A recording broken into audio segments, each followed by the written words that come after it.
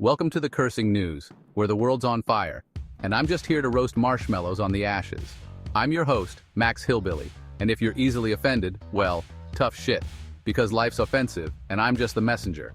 Let's dive into this week's dumpster fire of current events, shall we? First up, Ukraine and Russia are still at it like two drunk rednecks fighting over the last beer at a tailgater.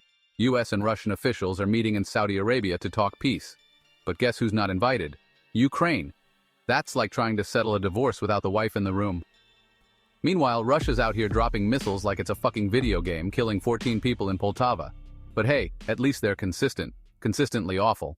Speaking of awful, our favorite orange-tinted chaos gremlin Donald Trump just proposed seizing Gaza and relocating Palestinians to Egypt and Jordan. Yeah, because that's not an ethnic cleansing plan, right? It's like he looked at history, said, "Hold my Diet Coke," and decided to outdo every terrible idea ever. Spoiler alert, the world's not thrilled. But when has Trump ever cared about what the world thinks? Dude's got the diplomatic skills of a rabid raccoon in your mom's kitchen. And while we're on the topic of Trump, let's talk tariffs. This guy just slapped a 25% tax on Canadian goods. Canada's like, what the hell, eh? And hit back with their own tariffs.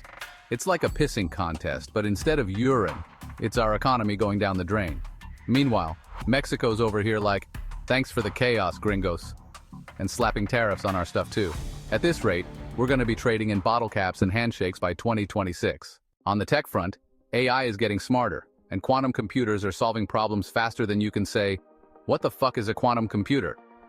Google's new Willow chip can do in minutes what would take a supercomputer millennia. Great, so now even machines are making other machines look lazy. Meanwhile, I'm over here struggling to open a bag of chips without tearing it down the middle. Thanks, technology, for reminding me I'm useless. Speaking of useless, let's talk about the planet. We're out here inventing green hydrogen and solid-state batteries like it's gonna save us. Meanwhile, North Queensland's underwater, Santorini's shaking like a stripper at a bachelor party, and NASA's like, hey, there's a 2.3% chance an asteroid's gonna hit Earth in 2032. Cool. So we've got floods, earthquakes, and space rocks to worry about. Anyone else feel like we're living in a bad sci-fi movie? And then there's healthcare. A 12-year-old girl in Indiana got denied a heart transplant because she's unvaccinated. Look, I get it. Vaccines are important. But denying a kid a heart? That's colder than my ex-wife's meatloaf. Meanwhile, DIY healthcare is on the rise because nobody trusts hospitals anymore. Pretty soon, we'll be diagnosing ourselves with WebMD and performing surgery with YouTube tutorials. Side note, I'm sure more people than we'd like to admit already do this. Over in Los Angeles, thousands of people blocked highways to protest Trump's immigration policies. Yeah, because nothing says a stick it to the man like making everyone late for work. Meanwhile, I'm just trying to get to Taco Bell without getting stuck in a traffic jam caused by someone holding a sign that says "Love Trump's hate." Spoiler alert. Nothing trumps hate except maybe a good burrito. And finally, the Grammys happened. Kendrick Lamar and Beyoncé cleaned up, which is great, but let's be real. Nobody under 30 gives a shit about the Grammys anymore. It's like the Oscars for people who still think CDs are cool. They're not. Meanwhile, I'm over here wondering why they don't have a category for Best Song to Cry in Your Truck to.